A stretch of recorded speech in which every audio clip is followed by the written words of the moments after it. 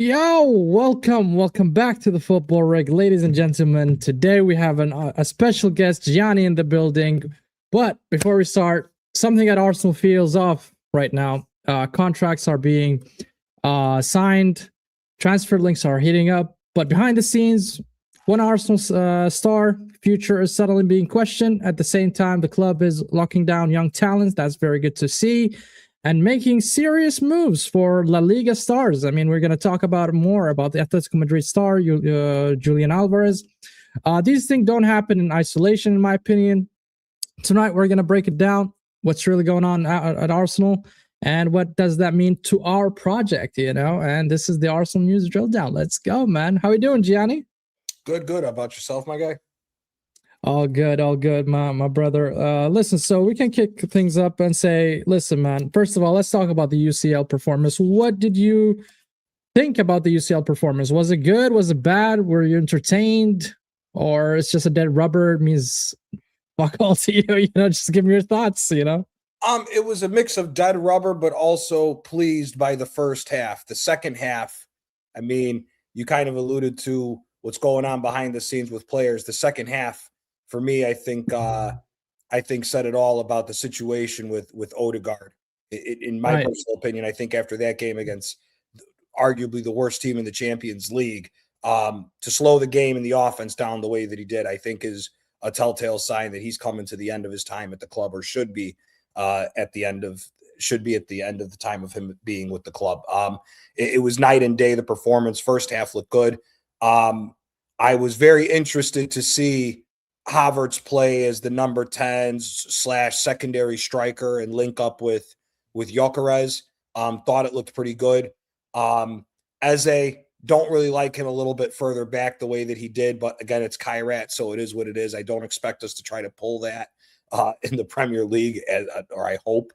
But overall, good performance. Happy to see people get some rest. However, I did not like some of the starters coming in the second half. I thought that was useless, but it is what it is. What are you going to do? Perfect through the Champions League and on to the round of 16. Yeah, man, I totally agree with you. The first half was different. The second half, a total different team, total different dynamic. And the common denominator there is Ødegaard. I mean, the moment he stepped in, and it feels like it's coming to an end. And we're gonna talk about, Martin Ødegaard in his own segment. But overall, I'm happy that we're going like 8 out of 8. So that's really something. It's not something to take lightly. I mean, it's a statement across Europe that we are there to actually compete. I'm not saying that we're going to win it, but we do have a good chance. We do have a good chance to compete until the end. I mean, the first time with this current team, with Arteta, it was quarterfinals. And then we went to the semifinals last year where we got knocked out from PSG. And, the only progression from a semifinal is the final. And once you're in the final, anything can happen, and you can hope and you can dream. It's something that all Arsenal fans dream about. Hey, UCL, man, we never, lifted that trophy. So, but speaking of the UCL, so this is how it looks like for the top 8 teams, right? So for Arsenal and Bayern, these are the teams that we could face. So it's Atalanta, Bayer Leverkusen, Borussia Dortmund, and Olympiacos. Do you feel confident facing any of those teams? I feel confident against all 4 of those teams. The only team that makes it a little shakier is Atalanta. Atalanta fired Ivan Juric. I did a shout out to Shane Gooner. I did a watch along with Shane when Napoli and Roma played, and I said to him, I go, Rafa Palladino taking over this team, they're going to get back to the way they're supposed to play and not defensive. And they've been one of the hottest teams in the Serie A since Palladino has been hired on for the team. The only thing that would make it but they're losing their star, by the way, Gianni. Hold on a sec.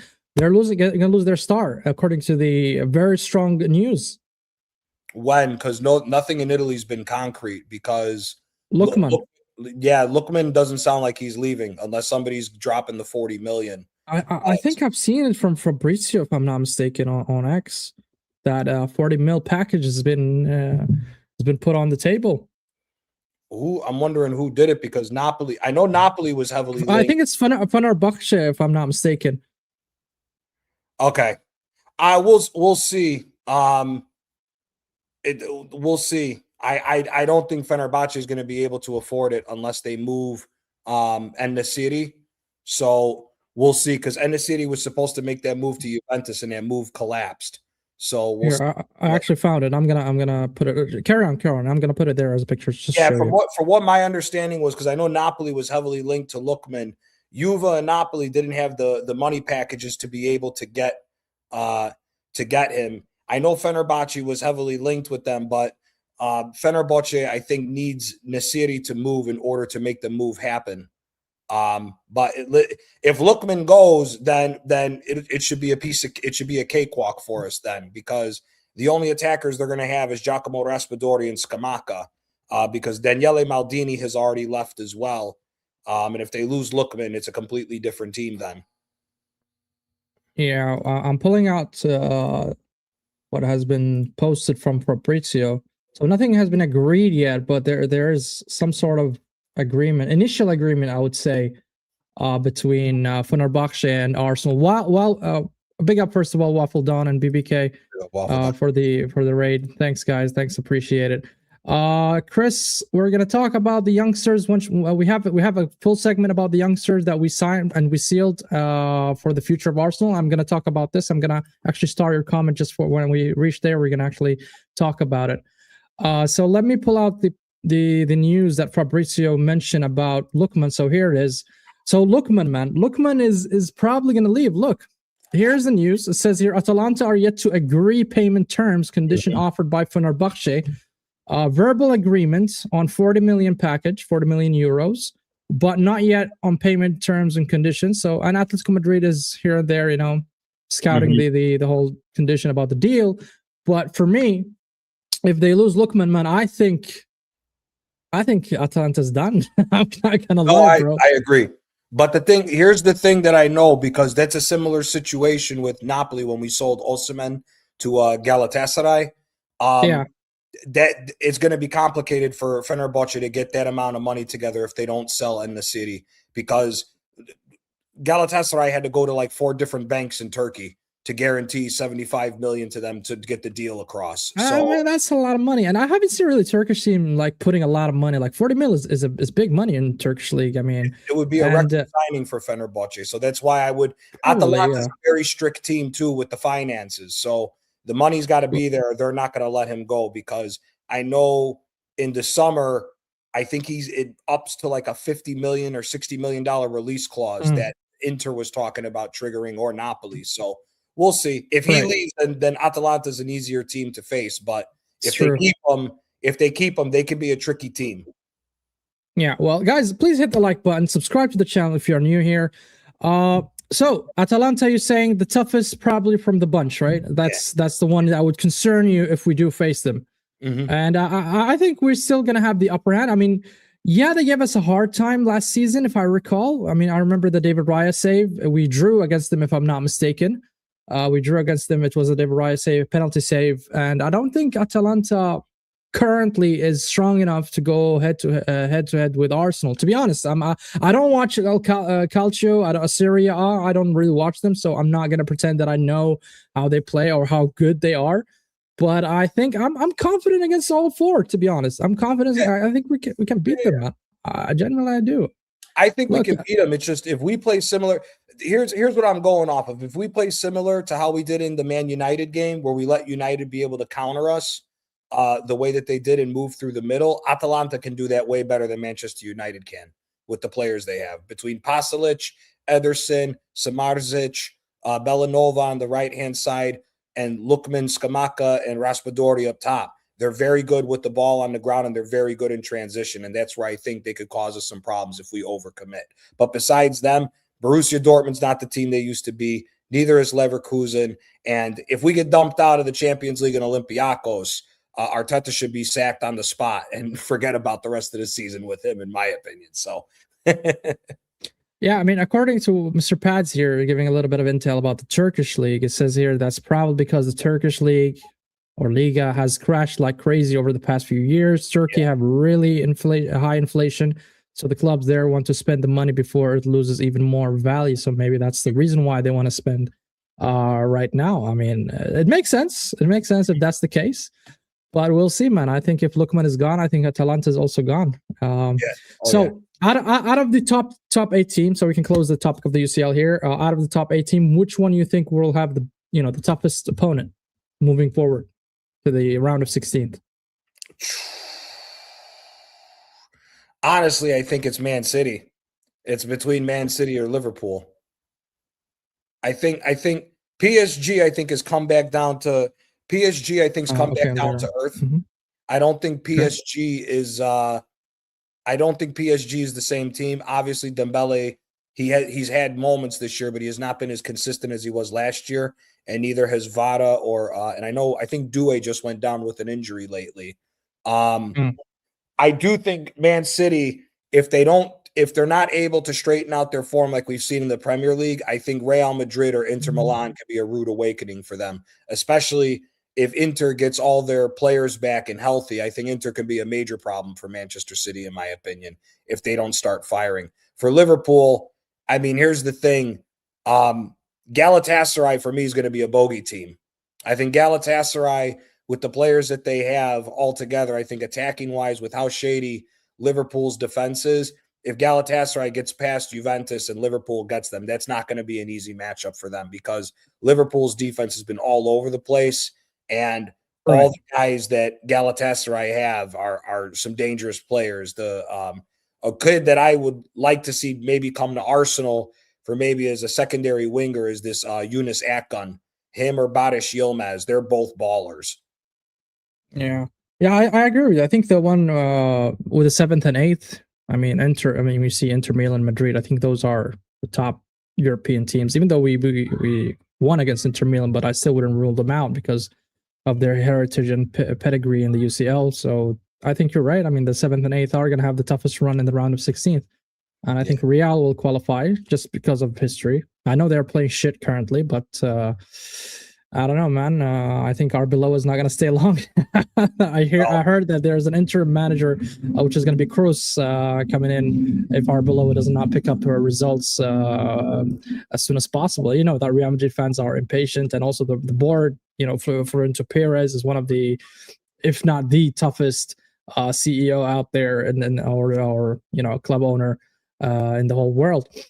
But yeah, that's regarding the UCL, guys. I want your thoughts. I want your opinion. And Mr. Paz here just added more financially, saying that the lira was 3 liras to 1 USD in 2015. Now it's 43 liras to 1 USD right now. So their financials are crashing. Okay, well, man, that is it for the UCL, and we're gonna talk now about securing our future. Let's say securing our future with a youngster. So the first one is Ibrahim. He signed a new deal that's confirmed this week. Then made his UCL debut as well. So that's, I don't know the player. I don't really watch the academy. I just hear about it. If you know what I mean. I don't know, but they seem to. I mean, they have he seemed to have a huge talent and potential, but we'll see, man. What do you think of this guy? Do you think he's going to be a gym? I mean, out of these youngsters, I know not a lot of them will bang in the future. I hope 1 or 2 will bang. I'm fine with it, and we can sell. I mean, some players also for profit. That's also fine by me. It's at the end of the day, it's a part of business as well. So, what do you think of this signing?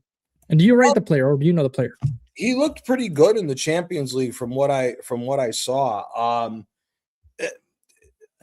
Kind of like what you said, I don't really watch the academy like that, more so because I just don't have the time to do it, between more so watching Napoli and then trying to catch what I can with Arsenal. I mean, I watch the games, but academy and everything else is not really up my alley. He looked good. I don't have a problem if it's a situation to the point of big up BBK. I don't have a problem if we create a youth academy conveyor belt of talent that we sell, similar to City. The only thing for me is I'm sick and tired of Arsenal always trying to find a different way, and it doesn't work. Right? If we're gonna run a club to where we want to be competitive with the best teams in the world, you need to have a good youth academy. Whether you're producing the talent and you're holding on to it, or you're producing talent and realizing, listen, if we can get this amount of money for him because it's guaranteed money and it adds more money to the finances for us to improve the squad with more top class players. It's pure profit, by the way. Yeah. Yep. Pure profit. Yep. Well, welcome, BBK, man. His debut on the channel, man. Yeah, man. I don't What's up, feel my worthy. brother? I don't feel worthy, man. I don't feel worthy being on Why, the channel bro? with you and Gianni, bro. Come on, nah, man, nah, bro. Don't say that, man. You're I always got welcome. I got my pen and my pad ready to take notes here. Hey, I got my own here, bro. so we're good, man. We're good. So what do you think, BBK, about this that Arsenal approach that we are signing? But first, before I go there, we're having somebody here in the building, man. We have Don, the Don Waffle Don, the one and only. Yeah. What's up, my brother? How are you doing? So, BBK, securing our future. What do you think of the signing? First of all, Ibrahim, about this guy, Ibrahim. Do you know anything about him? Are you familiar with him or? No. So the people in my chat who watch the women and watch the academy speak very highly of this guy, but I'll be ill-advised speaking on anything about him. Okay. I mean, I understand what Gianni is saying about if you're going to be a powerhouse in Europe, you have to have a robust academy of players, whether it be for profit or whether it be, to maintain your style of play, maintain your core and all that stuff.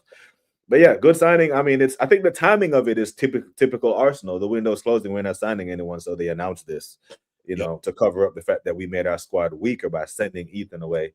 Essentially, is what we did. And I am concerned with Ethan. I was telling my brother. Really? Is it because of De Zerbi leaving, or you're just concerned that he's not going to develop, to a certain level, or what is your concern here? Because I think De Zerbi was part of the reason he agreed to go there.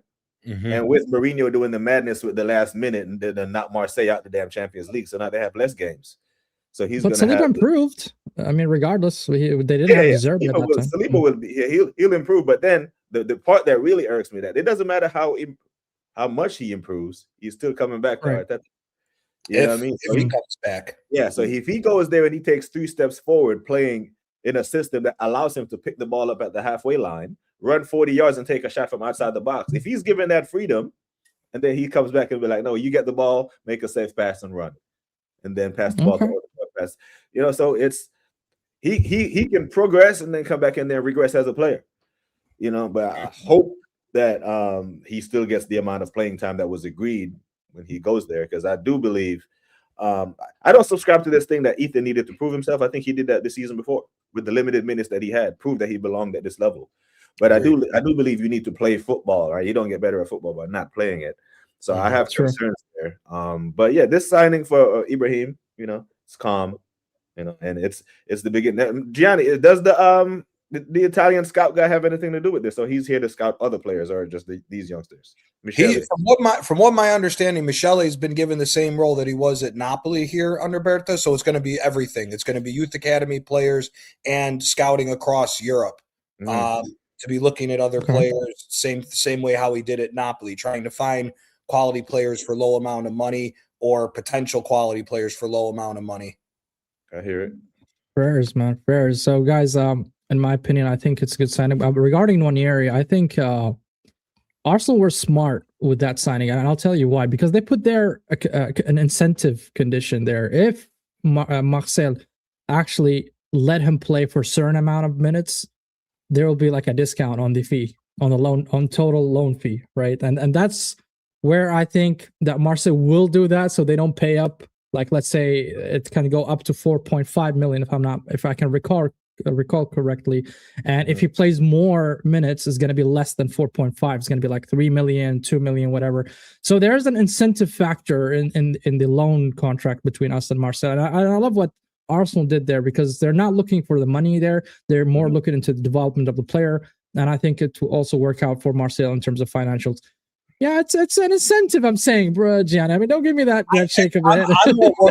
I'm more worried about him getting sold than anything else. Nah, we're not gonna sell him. I'm not. It's not gonna happen. Even Marcel, a president himself, came out and say, "Hey, listen, guys, he's a Arsenal asset for the future, and there's no chance we're gonna sign him." He said it himself. I mean, but Marseille doesn't have money like that. That's the thing.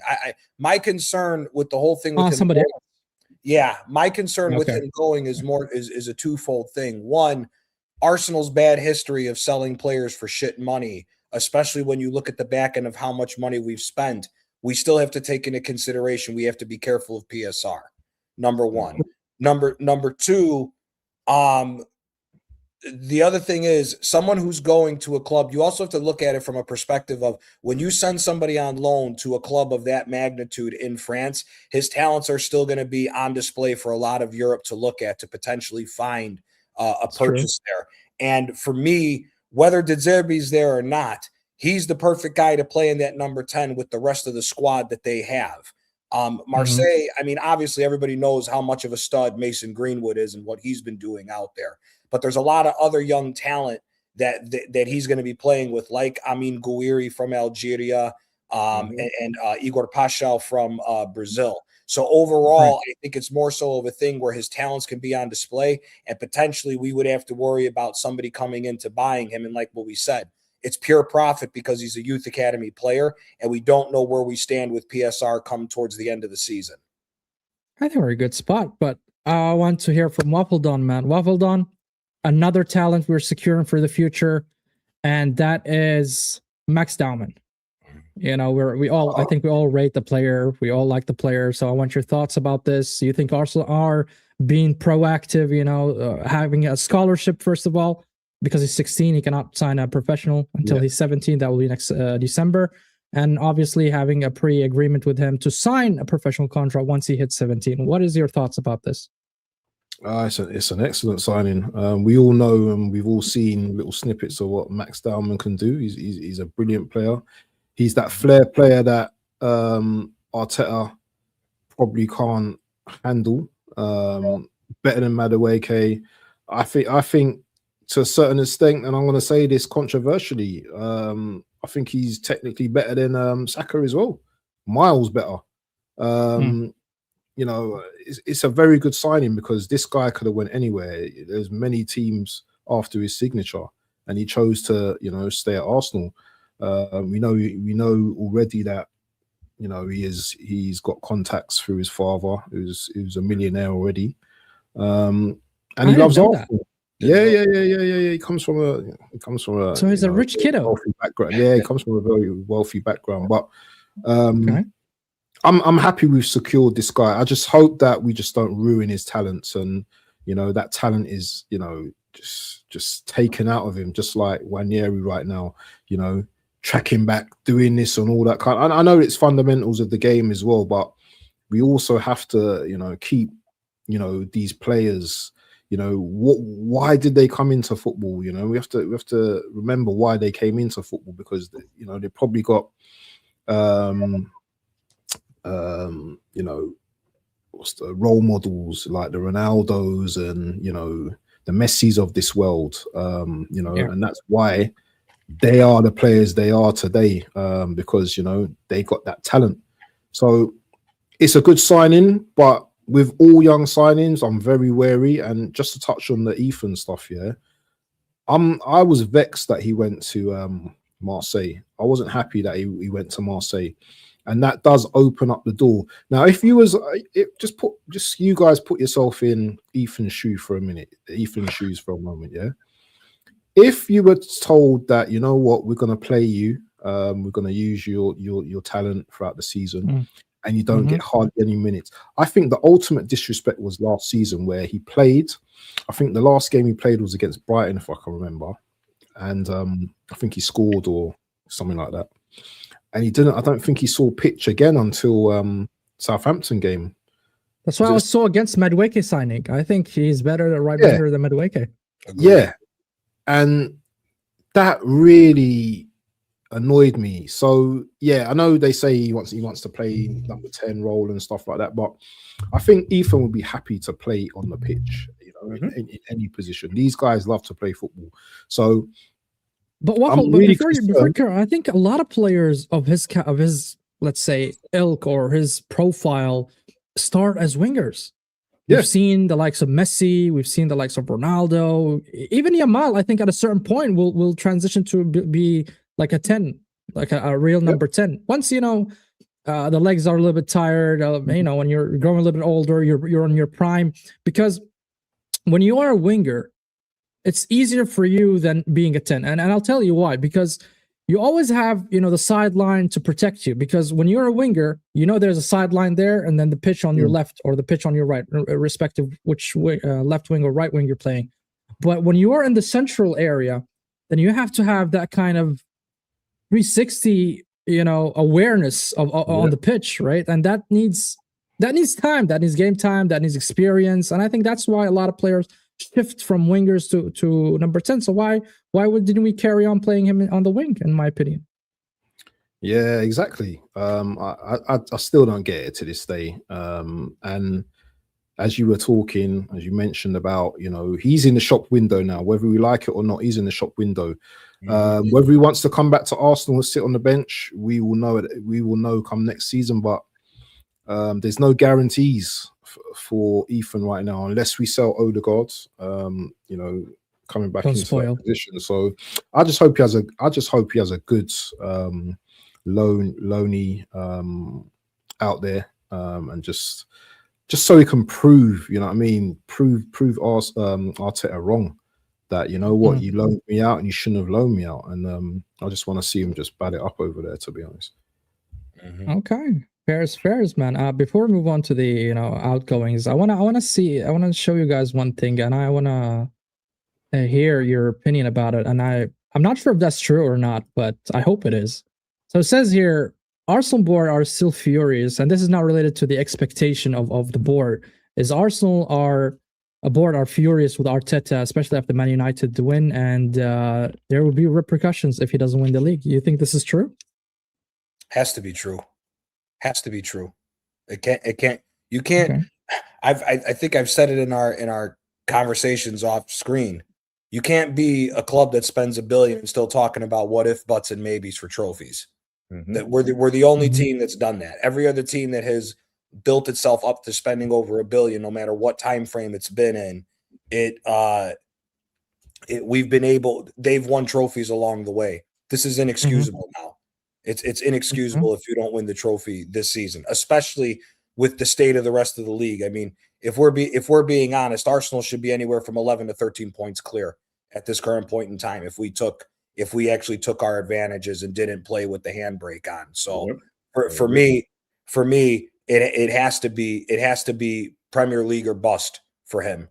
And if it's not the Premier League, then it has to be Champions League. But I think we all know, I think I've said it enough on everybody's channel. I don't think we have the heritage yet to worry about us winning the Champions League. We need to focus on this Premier League first before we start winning in Europe. But yeah, the pressure has to be this high now on him. Okay, you agree, BBK? You agree that's true, that the board are putting the pressure on Arteta? Yeah. I mean, everything has a shelf life in it. Here's the thing with me, right? Yeah, here's the thing with me. Here's the thing. In 22-23, I heard this, and I know you heard these. I don't know if you were doing content there, but you probably heard this in this space in the first failed title charge. Man, Arsenal came out the gate. They blitzed everyone, caught everyone by surprise. They have to win the league this year, or they'll never win it again. I didn't subscribe to that because the next year we got even closer to the Premier League title. And even that year they were saying, if Arsenal don't win the Premier League this year, they'll never win it. I didn't hear it then. Heard it last year. But this year, I'm hearing it. The excuse was a 5-year plan, if you recall. Right, but this year, Sammy, I'm hearing it this year. I think if we don't win it this year, what they were saying then will come true. Because there's only so long or so much longer that Chelsea and Man United are going to have their head up their asses. They're going to get right at some point.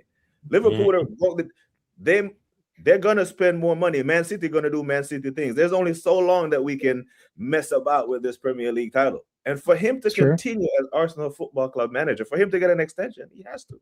He has to win it. Agreed. You know what I mean? I'll be quiet and I won't criticize him as much if he wins the domestic cup doubles and all that stuff. But for him to continue as our manager, has to win the Premier League title, because if not now, he may never win it. And I'm starting to agree with that sentiment. Waffle, you think the same, or you think the board are content with the revenues that he's making, qualifying to the UCLs and all that? And that's a good segue to what I'm going to talk about next, is the revenue that Arsenal are going to generate just from participating in the quarterfinal, and if we do actually win the league. But this is the statement here. Do you think the board will be just content financially with the revenues, or you think no, they actually want to win something? What is your take here?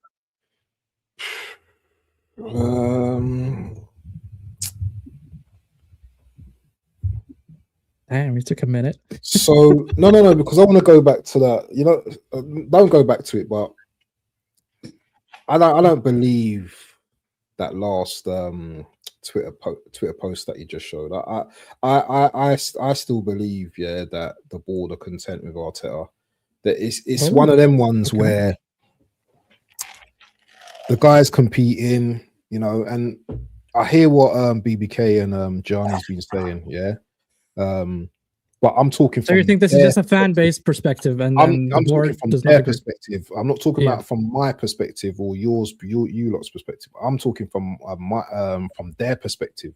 I just feel that Arteta just fits that yes man profile. You know, they love him. He's competing. He's at the top of the league. He's top of the Champions League right now. We're due to win something this season. If we don't win nothing this season, maybe the board maybe slightly changed. I can't see it though. I cannot see it. I can see them rolling out the next season. We're going to be buying Alvarez and we're going to be doing this and doing that. You know, Arteta doing his speech, you know, at the end of the season.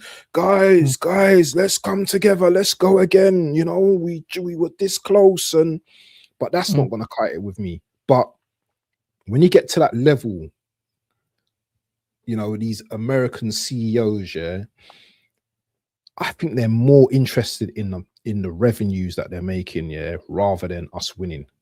Personally, that's how I see it. I've not seen any change from these guys. Josh has a very good relationship with Arteta, as we know it already, you know, and I just can't see it. I just can't see it.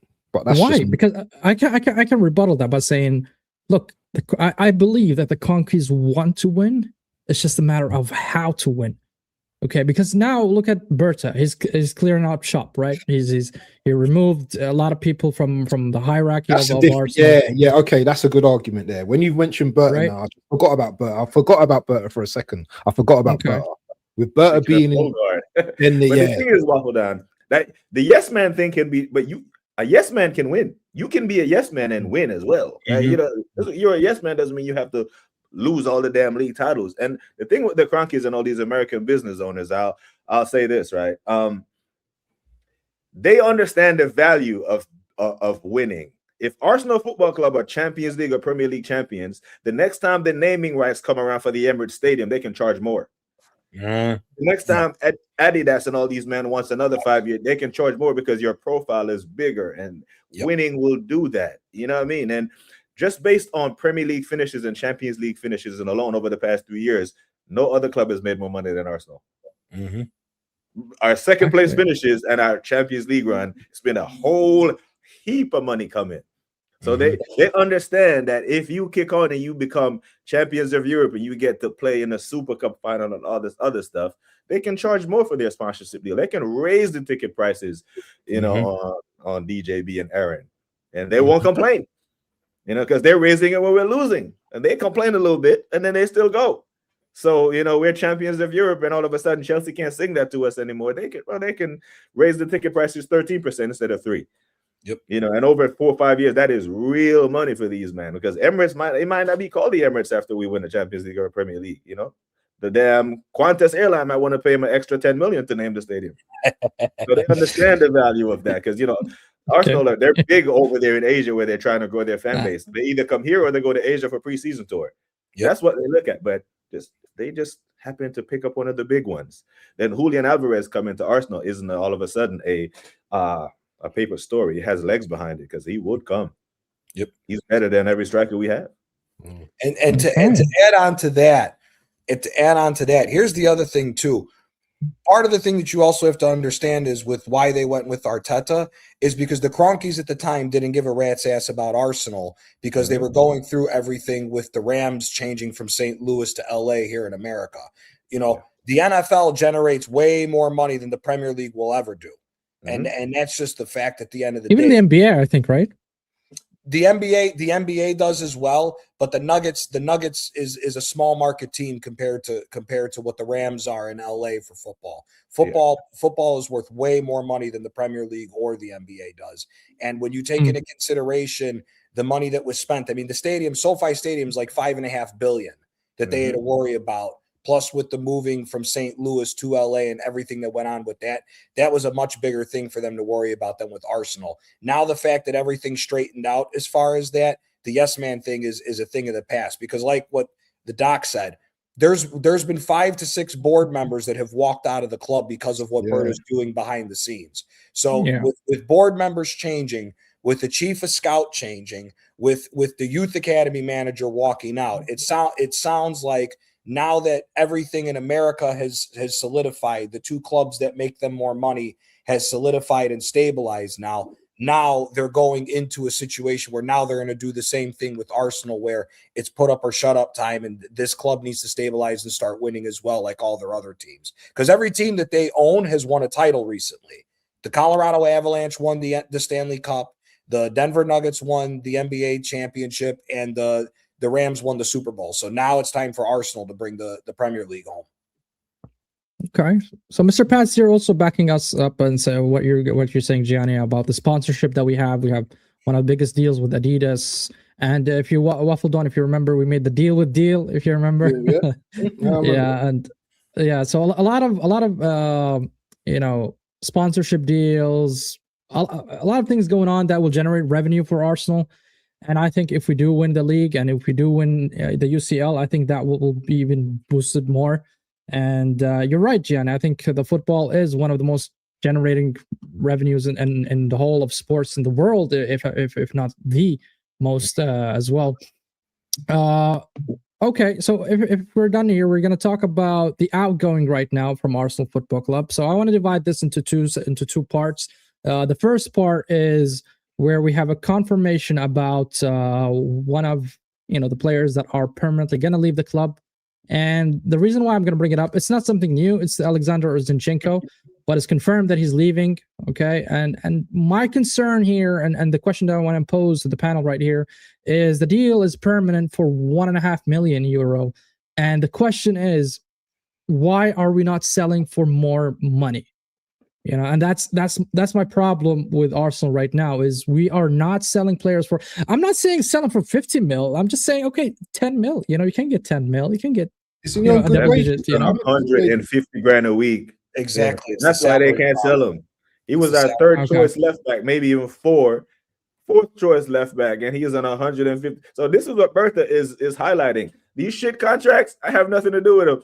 I don't have it. The Jesus contract, the Havertz contract. Now, if he can move them, look, man, from 30 to 1.5. Yeah, but the only way we could get anything close to that is if we sold him to another Premier League team who has money. Like these other leagues don't make money like that, and we tripled his salary. I think he was on 50K or less at Man City.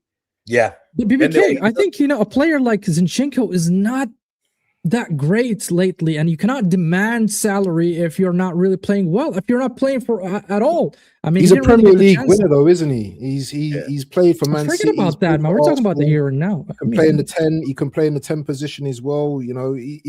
Zinchenko, in that league, I think he cooks. Especially as so you're saying the salary is based on what he did before, not what he's currently. I don't even think he's gonna be on 150 at Ajax. I'm sure there must have been some negotiation where that's dropped. Yeah. There's no way he's getting 150. So what Ajax have to do, because he's owed that money, he's owed that 150. So what they have to do is spread that money out over the fee, right? Because Zinchenko is the market value is worth more weight.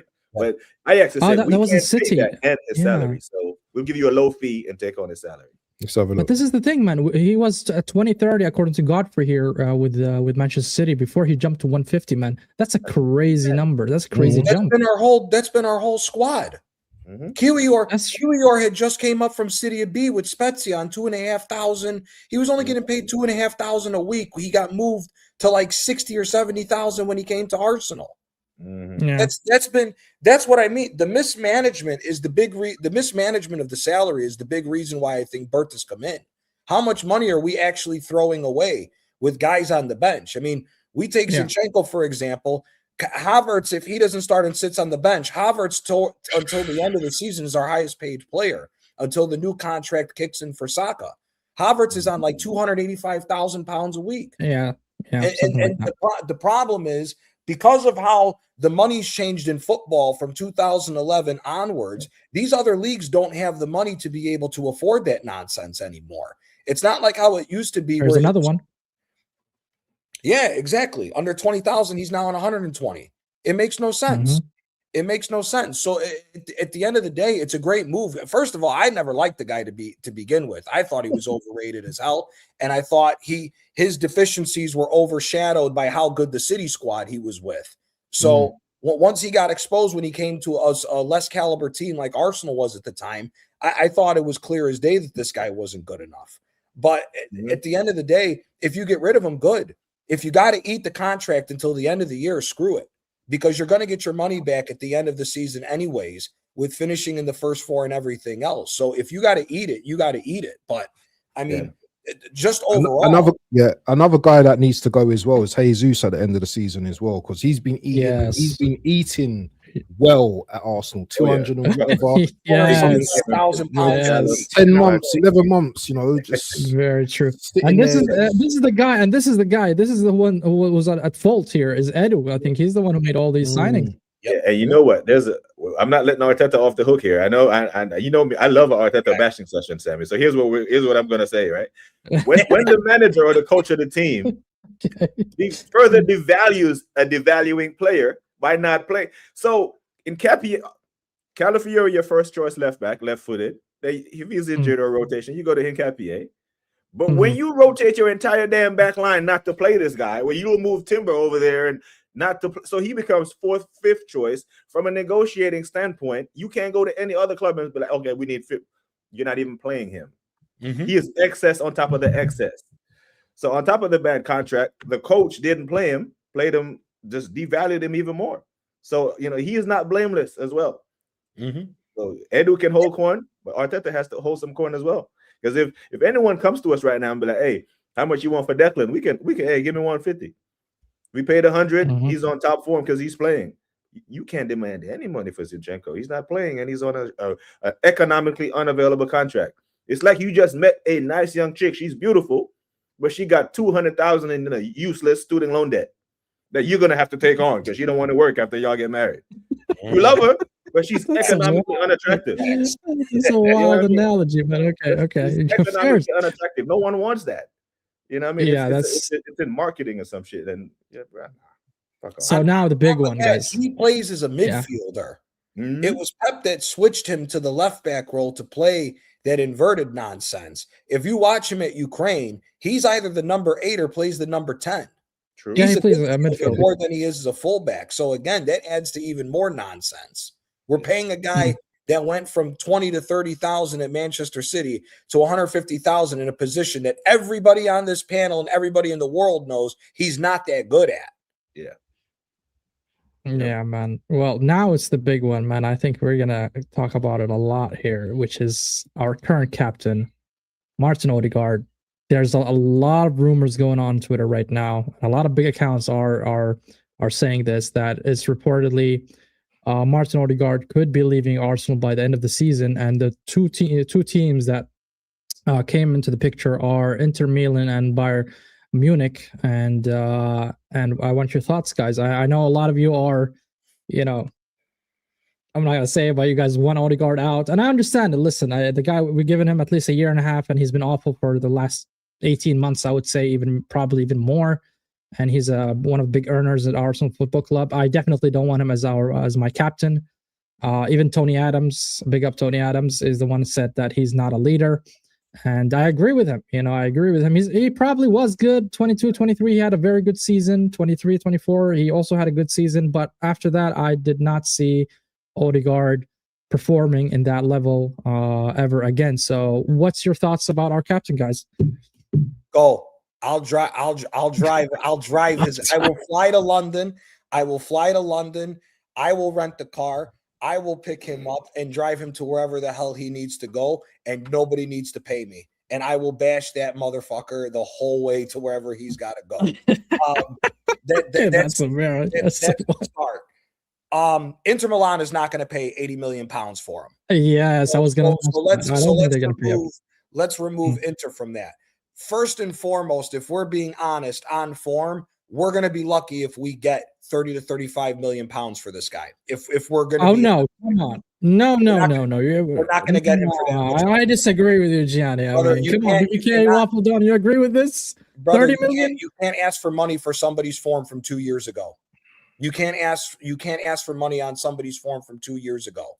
See, Arsenal got hoodwinked with Havertz because everybody thought that Havertz was going to when we bought him, that Arteta was going to finally figure out where to play him.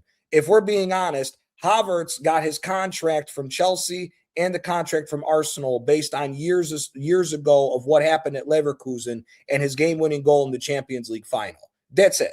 Because Havertz didn't deserve the money that he's getting paid a week, and he didn't deserve that much money on a transfer purchase. Ødegaard is in the exact same book. Nobody is going to spend that amount of money on a guy. First of all, you're going to have to restructure a deal, which Ødegaard, I think, is 240 or 250,000 pounds a week. So good luck negotiating on restructuring that contract, first of all, with whatever team he's got to go to. Second of all, once you have to renegotiate that contract, you're going to have to knock down the price.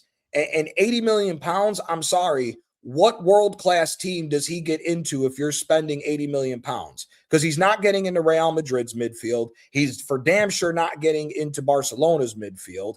The kids, he's not getting into Inter's midfield. He doesn't get past Barella. No, he gets into it. No, I'm sorry. I disagree there. I think he goes into it. Yes. He's not getting into Inter's midfield. Who's the midfield of Inter Milan? Barella, he's not better than Barella. He's not better than Fratesi, and he's not better than Çalhanoğlu. Oh, come on. He's better than Fratesi, man. No, he's not. Or Ticino, whatever, bro. What has Ødegaard done to prove that he's better than Fratesi? What has Fratesi done, man? Fratesi's got a league title. Fratesi's got a league title and a Champions League final appearance. Ødegaard has neither of those. Ødegaard has neither of those, and Inter Milan is not going to pay somebody that amount of money, brother. It's not happening. So what happens, Johnny? Yeah. So just scenario. What happens if we win the league? And I'm not saying about the money, but because you're just saying that they got to the final, and say we get to a Champions League final, does that put Ødegaard more in the conversation of okay, then he could maybe play for Inter Milan? No. Okay. No, because of the consistency. He's been on 18. We're talking about 18 months going on 2 years within the next couple of months of him being out of form. We can honestly say that Ødegaard is one of the main culprits to why we didn't win 24-25. When we lost the league by not 24-25, 23-24, when we lost the league by 2 points. He fell off a cliff the second half of the season. And that was part of the stupidity when we lost to West Ham and Villa in the same week that cost us the title. And then all of last year he was garbage. I'm not hearing this nonsense about I'm sorry, Gianni. No, I have to intervene here, Gianni. I mean, if Scott McTominay can go to Napoli and be a Ballon d'Or nominee, I think Ødegaard can do better. How much did Scott McTominay go to Napoli for? I don't recall, but you get my point. There's about Scott McTominay went for 25 million euros is barely over 100,000 euros a week. You're asking. That's fine. I'm not saying about the amount. I'm just saying I'm saying the level of the players. I'm not bringing up the money here. Is only one thing, brother. The money matters more. The money, when you're talking about sending a player to Serie A, the money is more important than the level of player. That's just the sad reality of that league right now. If this was Serie A early 2000s, when the big three owners are spending 100 million a year, I could hear it more. But when you're talking about on a conversion of 240,000 pounds is roughly around 300,000 euros a week for payment, Ødegaard is not getting that at Inter Milan. And on top of it, you're going to ask for anywhere between 60 to 80 million pounds to a transfer of close to 100 million euros. It's not happening, brother. It's not on his form for 2 years. It's not happening. Nobody's going to spend that money like that. You're going to have to take a loss. It is what it is. We're probably going to have to do with what Chelsea did with Lukaku. You're probably going to have to knock down the price. You're missing the point, Gianni. What I'm saying is the reason why I brought Scott McTominay as an example is it's more probable than not that if a Premier League player goes to the Serie A, right, they're going to bang there. That's all I'm saying. True. Yeah. right? And again, that's the money has to yeah. make sense, brother. The money comes first before he bangs in the league. That's the problem here. That's fine. That's fine. And we know how Serie A, I mean, recently has been operating in a sense of the money. I know they don't have the money or don't have the cash, but they always, prolong the loans and keep going with loans and then paying a little bit of money here and there until they can, offer the whole package, because they're not going to pay, cash up front. We all know that. But however, they are very good at taking loans, very long loans somehow, with a structure that fits their financial capabilities and resources, and it's fine. You know what? I don't think a team. My personal opinion is I don't think any of the big three, with the amount of debt that they have, we're talking Inter's over $1 billion worth of debt, AC Milan's over $1 billion worth of debt, Roma's near $1 billion worth of debt, and Juventus is over $1 billion worth of debt. When you're a club that is struggling that bad financially, I just can't see you taking Ødegaard on a loan when his salary is going to be close to $20 million a year. If you're going to take on the salary for 2 years to take on a loan, and then you're going to want to ask more money on top of it, I just don't see it happening. And I hear you with, okay, if Scott McTominay went to the Serie A and was good, Ødegaard has the capability of possibly doing that. I hear that. The problem is the money has to transfer first before we worry about what he's going to do on the pitch. And based off of what we've seen in the recent, I just don't see that happening. I see Ødegaard getting sold to either a lower level team in the Premier League for 20 to 35 million pounds at the most to get him off the books. And then you get that crazy salary off the books, and it's good enough for us to just keep it moving. We're not going to be able to break the bank with this guy, not based on 2 years of form. I'm sorry. I just don't see that happening. Okay, that's fair. I just wanted to give you my take. My take here. No, I'm saying, anyone think he would, not the money, but the Dortmund team, you think he would cook there? Yeah. Dortmund. Yes. Yeah. I think at Dortmund he could, yes. Yeah. With the players in the offense. Are we talking about Borussia Dortmund? Do you think he's going to go to Borussia Dortmund? No, I said, Well, he was I'm just saying a team that would fit his type of play. I think he would cook there. Okay. I don't think he gets into the Inter team. I agree with Gianni. No, he doesn't get into Inter. I think he would get into the Dortmund team and would actually perform well there. The problem with Ødegaard is he's underperforming as a captain and as a player. You can't be the starting attacking 10 for Arsenal Football Club, and in 23 matches you have 1 goal. Yeah, that's very true. And the thing that we're talking about, literally kind of like getting rid of him probably end of season. Yeah, it's crazy how much. I disagree, by the way, Waffle Don. I'm just letting you know. What Ødegaard? You still think there's something in there? No, I don't. I'm gonna say it. I'm gonna keep him until I find a better replacement. That's it. I mean, I'm not gonna sell until I get a better player. If I do get a better player tomorrow, just sell him. So let's say real quick. Sorry to cut in, Waffle. Real quick.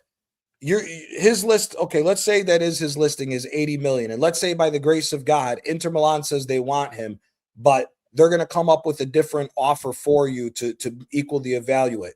Would you take Fratesi or Çalhanoğlu and 30 million? Because I would. No, personally not. And I'm gonna. You say better player, Sammy, yeah, but yeah. If a player's getting hooked off after 55 minutes, surely there must be someone that's much better than him. I'll tell you my reasoning. Elliot Anderson over him. I'll tell you my reasoning. Okay, the most demanding position on the pitch is the midfield, right? Mm-hmm. If you can play as a striker, you can see that they're having a few touches.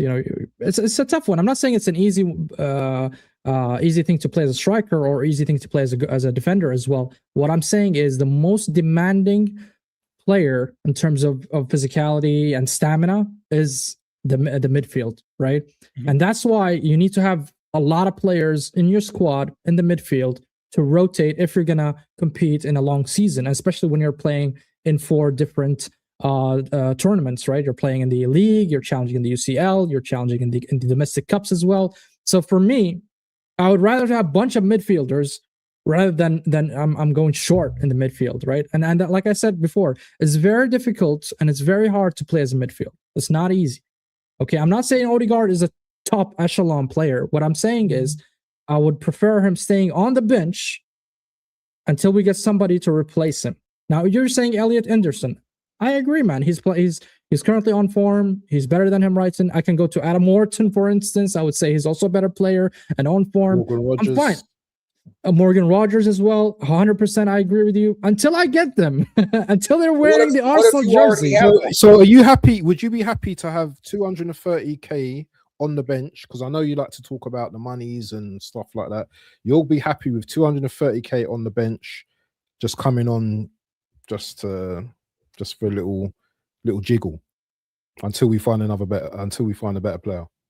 Until you sign a player, academy, and just play that Ibrahim guy then. Nah, what about Eze? Because this ties perfectly into Eze, because I think Eze is better than Ødegaard. And Ethan. And Ethan Sammy, as well. Sammy, Sammy. Let's just say switch Ødegaard and Eze and put Ødegaard in that Palace team, yeah? Okay. We take Eze and you send Ødegaard to Palace. You think Palace win the FA Cup?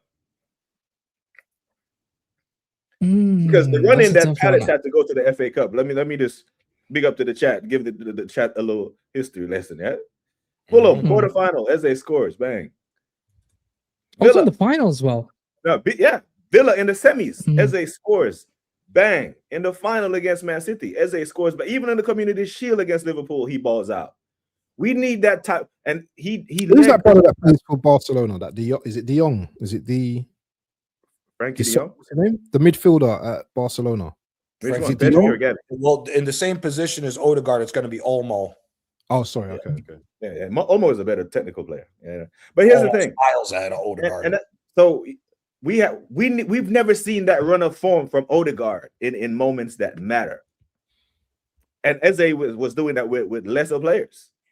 So I believe if you give Eze this defense, you give him Declan Rice, you give him Saka, and then you say, play football. Don't look over me for instructions. Don't move here, pass there. Just play. Glasner, go play. Play your game, because he's effective in moments. That's what we need. But the minute I saw the number 10 in that frame when Matty Cat scored, I said that he's not coming out at halftime. He takes him off. Not only does he takes off Eze, he brings on Gyökeres after he takes off Eze at Villa Park. You know what I mean? That Ødegaard, if you're going to play Ødegaard in the 8 and play Eze in the 10 and Zubimendi or Declan Rice in the 6, I can see if the sole creative burden isn't placed on his shoulders, he can be useful. But he is so easy to mark out of a game. Ødegaard is, because one, he hides, and two, the defenders know that he doesn't drift left. He's always going to go to the side where Saka is, where Timber is. And I was telling Waffle Down this on my chat earlier, Sammy. I'm at a bar the other day because where I'm enjoying the journey. People don't think I'm enjoying the journey of us. I go to the bar, they say, which game you want to see, Terran? I say, I'm not bothered, put on anyone. This is me enjoying the journey because I know that we're qualified. But there's a part in the game where Ødegaard gets the ball, and there were 50 people in the bar, and everyone said he's gonna dink it. Guess what the hell he did? Tried to dink it. So we know that. I know that the scouts know that, the other players know that. They plan for that. He is so easy to mark out of a game. He needs to raise his level, but he needs to have another creative outlet on the pitch, especially in the midfield with him, for him to be useful. He can't be the only guy. We've seen this movie before. We know how it ends. So yeah, if we could get, did we pay 35 for him? If we can break even.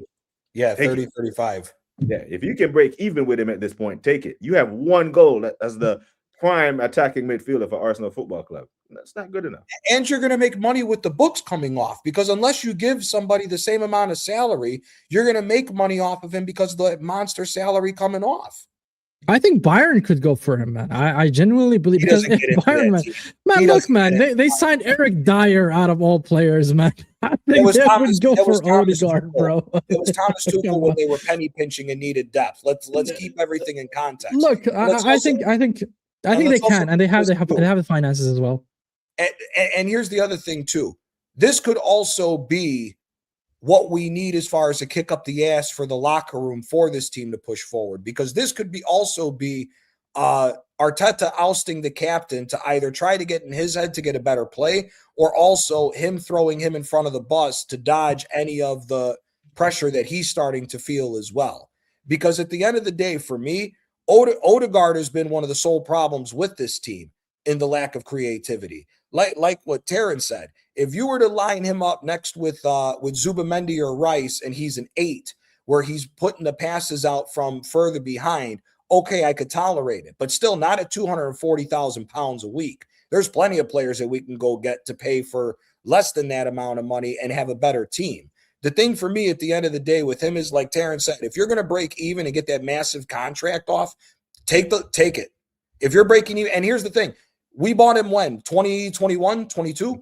The 21-22 season? So he's already coming up on the time where a renewal would be coming up. So his books are paid for. So you're not only getting that monster contract back, you broke even to where you still made money at the end of the day. Get rid of him.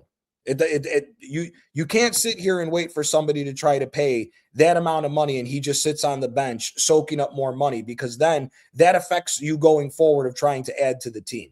There's no need for that. If you're going to get 30, 35 million, get rid of him. Get rid of him. So my question is, guys, Ødegaard from 2022, 2023, and 23-24, that was his best seasons, right? With an playing for Arsenal. What do you think happened since then? And do you think he's fallen off with Arteta? Do you think there are some internal tactical issues or communication between him and Arteta that he fell off a cliff? I mean, I'm not going to blame the injuries, because that's a very weak excuse for me. I mean, all great players come back from injuries, sometimes even stronger and better. So what do you think happened to Ødegaard? You want to take this, Taryn, or you? I think he just got figured out. I think he got figured out. The Premier League will figure you out. You know, they have this, and this is when the Premier League figures you out. He played in the Premier League at high level, Taryn, no? In 22-23, yes, 100%. In 22-23, he was in the conversations and he rightly belonged there. But then you have to follow that up. And when you get promoted to captain of Arsenal Football Club, but you're hitting your prime years, Taryn. Huh? He's hitting his prime years. 27, 28. That's the prime years. He's in his prime, but we're watching his productivity and his performance decline in his prime. Like, this is when Ødegaard, this is when you should, in a game, even last year, PSG at home, in the dire moments of the game, I'm seeing you getting hooked. And I'm seeing Declan Rice having to pick the ball up, make a gut-busting run, lay it off to Martinelli, and he kicks it out the state. These are the types of performances that I need from our captain. I was under Bruce Banana with Shane Gooner, and I said when Patrick was our captain, you couldn't find 4 DMs in the Premier League that was better than him. And I was corrected by the legends on the panel. They were like, you couldn't find 4 DMs in the world who were better than Patrick when he was our captain. But I'm looking at Ødegaard. I'm like, bro, you're not even the best attacker in the team. You know, there are players who are better than you in your position in this own team. Now, I get it that you don't have to be the best player to be the captain. So what led to that? That's my question. I just think he's been figured out, man. I think he's been figured out. Teams put I don't want to say like low block in front of him, but they will put a defender to man mark him, shadow him, and then instead of breaking away from that, he just lets them mark him out of the game. If you go back, if you go look at the second half of the first half of the Forest game, you will see exactly what I'm talking about. Because I stopped watching the game and I started to watch him, started to follow him. And watch how Elliot Anderson and the pockets of space he didn't want the ball. If you look at the goal we scored at Kai Havertz in the Carrier game, Kai showed for the ball. He runs and said, "Give it to me," turns and passes it. Ødegaard doesn't do that enough. Was Ødegaard captain in 22-23? I think Xhaka was captain, wasn't it? Yeah, I think Granit Xhaka was still captain. I think Granit was captain. You know, I just think that Arteta's ruined Ødegaard, to be honest, because there's no way Arteta you can ruin every single attacker, Waffle. There's no Give way me a player that improved. I agree with that. Goals in the league, what is it, 10, 11 assists, to how he is right now. Now, I could easily say, Ødegaard, he's not that good. But I just feel that he's not suited to play in the system that Arteta's changed it to. You know, I just don't. But he's obviously a yes man, so he's got to do what Arteta's telling him. But someone brought up a comment, interesting enough, and I never saw what Arteta said about this. Like, he said, Ødegaard chooses to go back. backwards. Something like that, yeah. There's something like that. So that's very interesting as well. You know, so are we Defying the coach? So he's got free reign then. So Ødegaard has free reign, and he does, and that's what he does because it's something that he's kind of become accustomed to, and he doesn't want to be that one that's, you know, the main attacker, the one that, you know, the creative spark. He wants to, I don't know, someone needs to. It's the style of play too. It's the style of play too. I think. Can we all agree? Peak Arsenal performance under Mikel Arteta was as soon as we signed Trossard halfway through the season from Brighton, and he got moved to false 9 to replace Jesus. That 6 weeks, that 6-week run, we were blowing teams out left, right, and center. But also look at the change of how we played. Also, after the Dubai trip, it was a good run. But what I'm saying is that when you look at him, his best season was 22-23. When Trossard came in, Trossard dropped deep to be that false 9 role, but Saka and Martinelli played as more strikers to where we were playing a more 4-4-2 diamond midfield in the attack than what we are doing right now, where Trossard or Martinelli on the left and Saka are more touchline wingers. When you have wingers that are playing off the edge of the 18-yard box and are able to make those diagonal runs closer into the middle, you're causing the defense to go further back, which gives Ødegaard more room to come forward and try to put his emphasis on the game. With the wingers staying further back and playing more of a defensive role now, because let's be honest, anytime we see the opposing team having the ball and they're attacking us, Saka and Martinelli or Trossard could be playing wingbacks for all we know at those positions. So when you see that your wingers are that far back, your false 9 is coming that far back to help out in the defensive area, and the Ødegaard, as well as what we've seen with Eze as well, if they're being given the ball to start the play just outside of their own box, their own 18-yard box, but there's nobody forward to get the play going forward, that's why you see the stagnation in his form, because all his only options are to pass backwards or to the side, because you have to wait for everybody else to come more forward. Now, when you go back to 22-23, you have that much more space for him to go in. Because remember, a lot of goals that Ødegaard scored was him carrying the ball into the box because he had the space to do so, because Trossard created the space. He moved the defensive midfielder out of the way. And with Gabriel Martinelli and Saka already being in the box, you now have forced the defense to go further back to where you're giving Ødegaard that space from the 25 yards to the top of the box, which is where Ødegaard is most dangerous at. When he is free and available, that's the best time that he's ever been there. Plus, as well, how many goals did we see Ødegaard score where it was a late run into the box and it was a one-time finish? He's able to do that because the defense is so far back that now he's running into room. No, all the teams aren't doing that anymore, because now the defenders are taking a step forward because they know Saka, Martinelli, or Trossard, whoever's playing the wings, is touchline, and they're not getting into the middle as fast as we used to. Just look at the United game. Hincapié and Timber were more central than our fucking wingers, and we need our wingers this season in order for our offense to work. That's the reason why that Ødegaard is not being able to move in the same way that he used to move. It's the entire way we played from 22-23 has been completely usurped. We're playing a much more defensive, rigid system now, and it's taken away from him. Yeah. You know, I'm going to top that and take it a little bit further. I think it's factors of things, and one of the main factors is Mikel Arteta, because this manager, since he came, I haven't seen a single attacker actually improved and developed under him.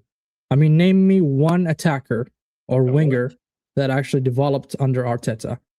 I mean, Saka was already banging before even Arteta. Martinelli was good even under Unai Emery. Trossard regressed. Ødegaard regressed. Gyökeres regressed. Gabriel Jesus regressed.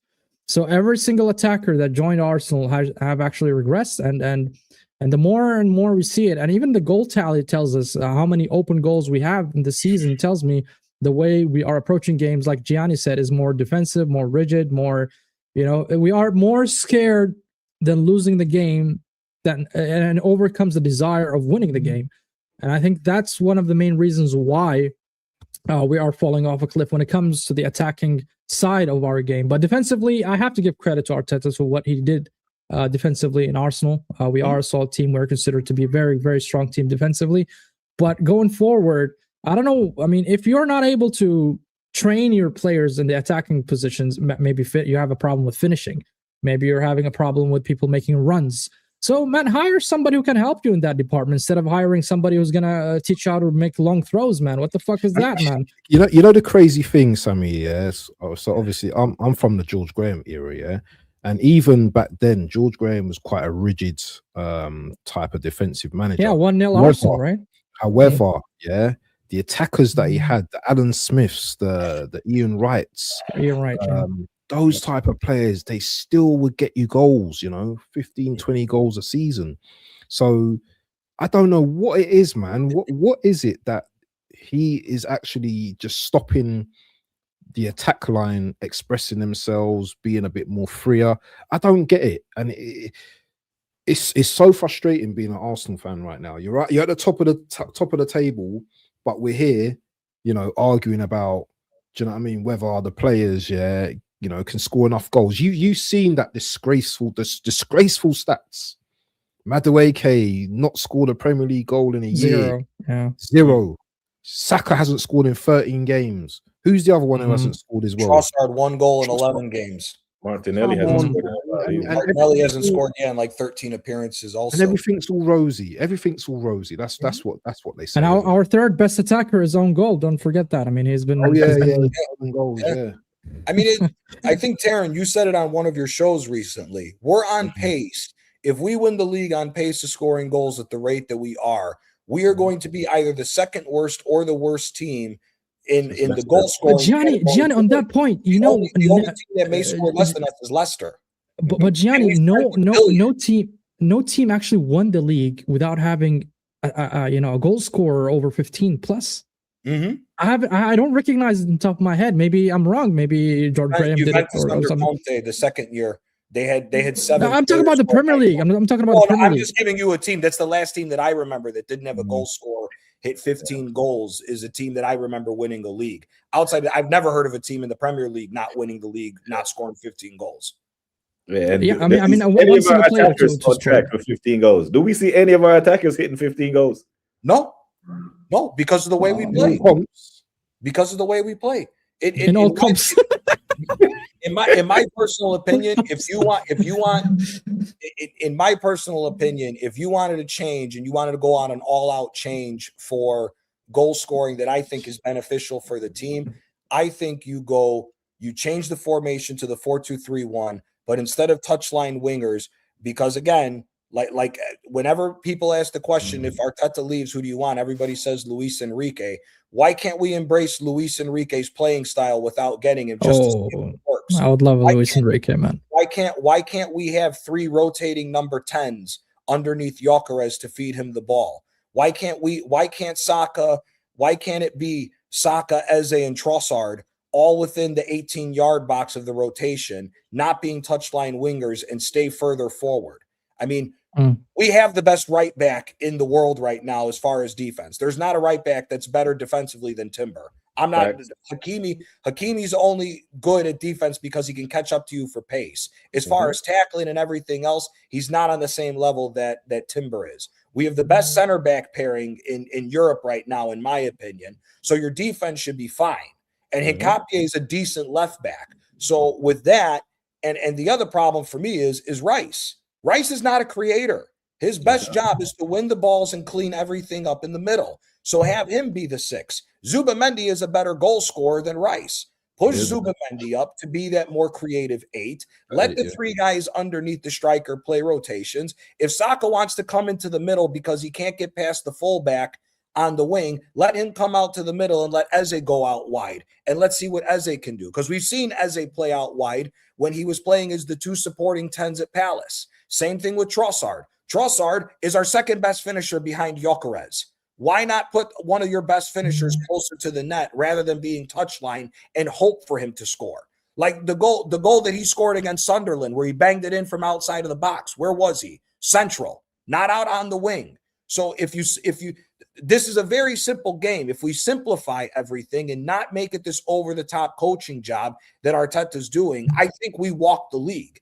I mean, and again, the same thing as well as what we talk about with the service. It's not also just scoring goals for the guys below. Just give the basic service to Gyökeres. We've said this numerous times. The pass that Saka gave in to Martinelli when Martinelli skied it over Brighton, there needs to be 5 of those passes a game to Gyökeres, because 1 out of those 5 is going in if you feed it to him, because he's a striker.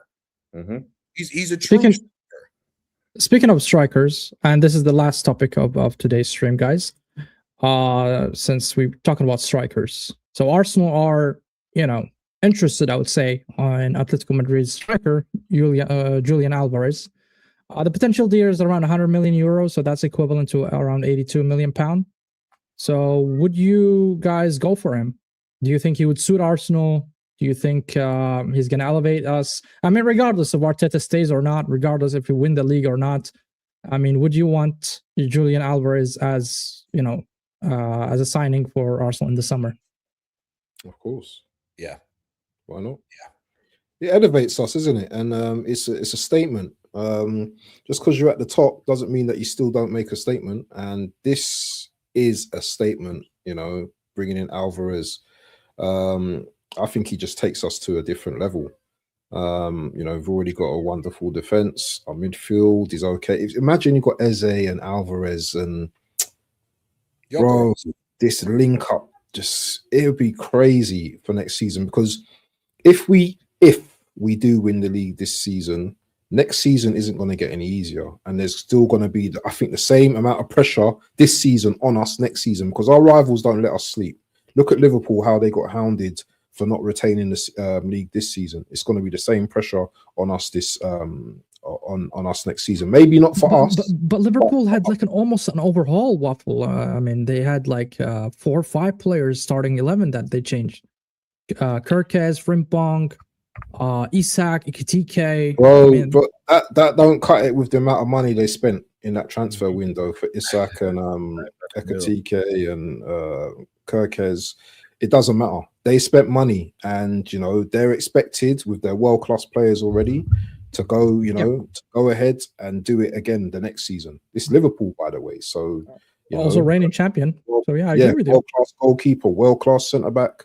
Obviously, with the Jota thing, him passing away as well, that kind of affected, obviously, the psychology of the players and stuff as well. I get that, but rest in peace. Yeah, they were still there to put a dent in the Premier League, and they haven't. And everyone's looking at the manager. So our manager better produce this season, because if he doesn't, fingers are going to get pointed. And those who say, that they still want him, I ain't going to say names, if we don't win anything, then you know what? Shame on you. Shame on you. And I don't want to hear, it's not just about winning. At this level, it is. It is. At this level, it is. I never went to school to be told, it's okay, second place, silver medal. No, I went to school, and when I was playing in sports, I had to be the winner. I never accepted being second. There we go. Mentality, man. There we go.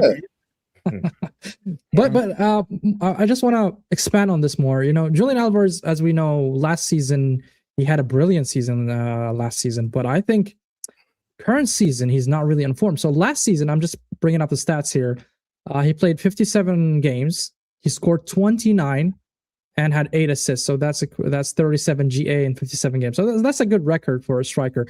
But in current season, he had 30 appearances and scored only 11, 7 in La Liga and 4 in the Champions League. So he's not really currently in form. So does that really worry you, concern you a bit, because you're paying, top dollar for him? I mean, 100 million euro is top dollar.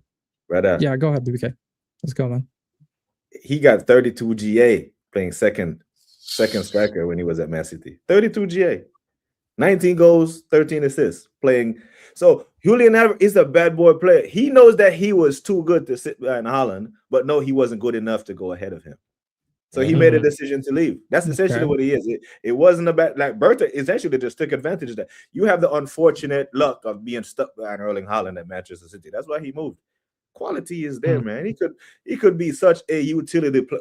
He's a multiplier in the midfield going forward. He's a set pieces. There was a play. When was it? I forgot the game where Declan went off and Ødegaard went off, and we got a free kick. We got a set piece, and Zubimendi had to take it. He took it short. He didn't know what to do with it. Yeah. Remember that one?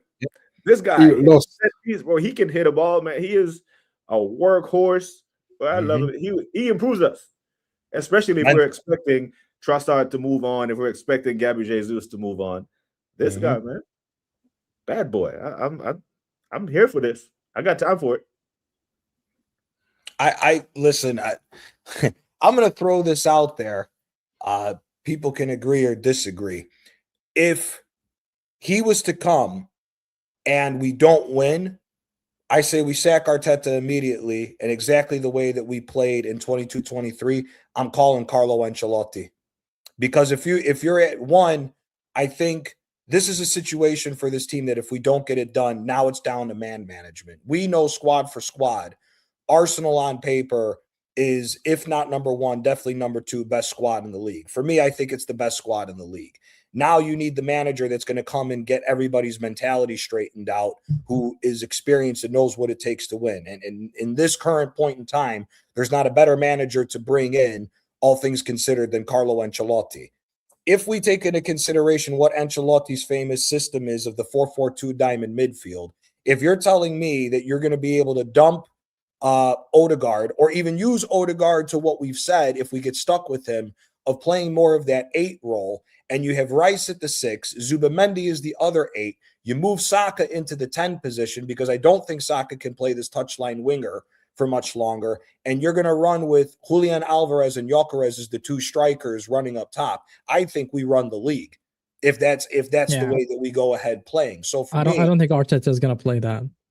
I'm saying if Arteta doesn't win and you go and get Ancelotti and run that system, maybe he will make it work. And the same thing, like what Taryn said, he's a utility player. Also, remember, at times, City was playing a 4-4-2 with him being directly underneath Haaland for link up. Yeah. So you could put him directly in that number 10 position as well, and get rid of Ødegaard that way. Or he also goes out to the left wing as well and just pinches in to be that kind of inside forward off the wing that cuts in off the shoulders of the defenders, to where you could have maybe him on the left, Eze in the center, and still have Saka on the right.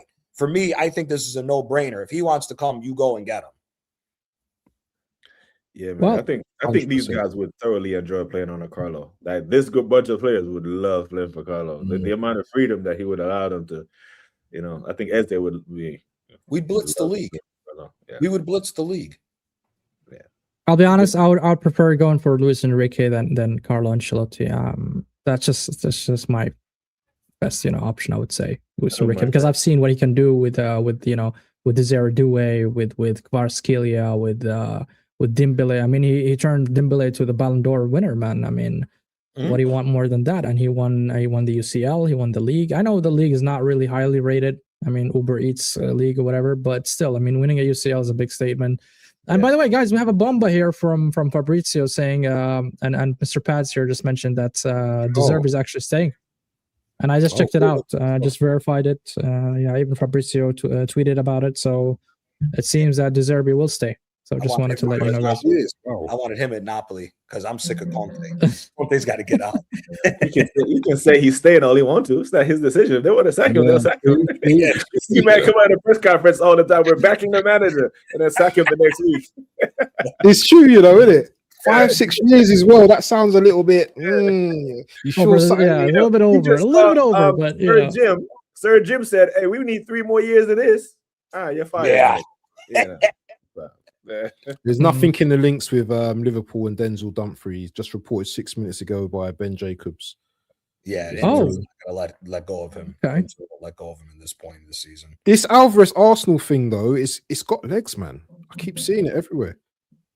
Yeah, man. I think it's true. There's solid, and especially Berta was at Atletico Madrid, and he's the one who brought Alvarez to Atletico Madrid. So I think he still have he's still texting the agents in WhatsApp probably. It's like, hey, listen, what's up, man? And what's happening there? In Berta's dossier, not Madueke. Like when he sat down in his office and opened up his dossier, these are the names that are in it. Man, whoever authorized and green lighted Madueke, man, he needs to be punished, man. He needs to be. No, I don't know who disrespect to authorized Nani, that signing. I'm just saying, Nani wasn't Nah, on man. the wingers of top wingers of the top sporting directors. 50 in Europe. million, bro. 50 million. Madueke not top 30 wingers in all of Europe. Let's be real. You know, Fernando Torres went from Liverpool just for 50 million, bro. What do you mean? And Fernando Torres was, you know, one of the top strikers at his time, man. The It's just biggest weird, red flag for me with Nani is that they sold him the day before a final. I've never seen that. I've never seen that in football. We're going to sell one of our wingers the day before we play in a final versus the champions of Europe. Yep. So if you're Maresca, you're thinking like, maybe PSG can give us a problem tomorrow that you can help us unlock. They were like, nah, bro, get your ass to the airport. go to Art before they change their mind. Go now. Okay. And let's all remember too, Atletico is starting to go through a rebuild. It's not the same team either, and a lot of the players that were facilitating him are no longer there. Yeah. You know, Riquelme, the young kid, and Lino, the two young wingers that they had last year that did a lot of the play with him, are no longer at Atletico Madrid. And Griezmann's on the brink of leaving because he's talking about going to MLS. There's talk that Llorente is going to be leaving. So if this is a fire sale that's going to be happening by Atletico Madrid, jump on it and get him because he's a quality player. Yeah. Agreed. And guys, before we end the stream, I want to ask each one of you, out of the 4, you know, competitions that we are still in, which one do you think we're gonna win? Right. I'm gonna start with you, Gianni. So tell me, what are we gonna win this season? If we're gonna win this season, any trophy. Champions League is not. We're not winning that. Okay. So I'm gonna roll that one out. Okay. I'm gonna say this. If we win the League Cup, I say we win the League Cup and the Premier League. If we win the League Cup, I think we're winning the Premier League as well because it proves that we have the mentality. So are we going to win the League Cup? I don't know because it's freaking Chelsea. That's the problem. They always know. I assume we win against Chelsea. Assume that, and we're going to go with City in the final. City, that's the thing. City in the final. I don't know. So you're not confident with the League Cup, okay? It's not that I'm not confident. It's that the League Cup, I think, is the main thing that is the domino effect to everything else. And normally, when it's that pressurized situation, this team folds, and that's why I'm saying that League Cup is the all key thing to show. I understand the snowballing effect from there could be massive for Arsenal. I agree with you. I'll back them. We'll win the League Cup, so I think we'll still win the league. But if we have a banana peel and slip up, we'll come away with nothing. FA Cup? No. So League Cup and League Cup and Premier League. Premier League. Okay. Waffle done? I still think we win the Premier League. Okay. I just got a feeling that we just get over the line this time. I think over the last few seasons, this has just been the one thing that's been nagging us. That something that we have to get over the line. And I think I don't know about the Carabao Cup. I don't know about the FA. I don't know about the Champions League. But all I know is that we need to win this Premier League, because over 38 games, we're still at the top. We're still. I know there's quite a few games to go, 15 games to go. But if we can just stink it out to the end, or not stink it out, but if we can just pick up momentum now towards the end of the season or last whatever, I think we can do it, man. Because if we don't do it, I'm going to be going crazy. So yeah, league for me. League only. Domestic cups, non-UCL, no, right?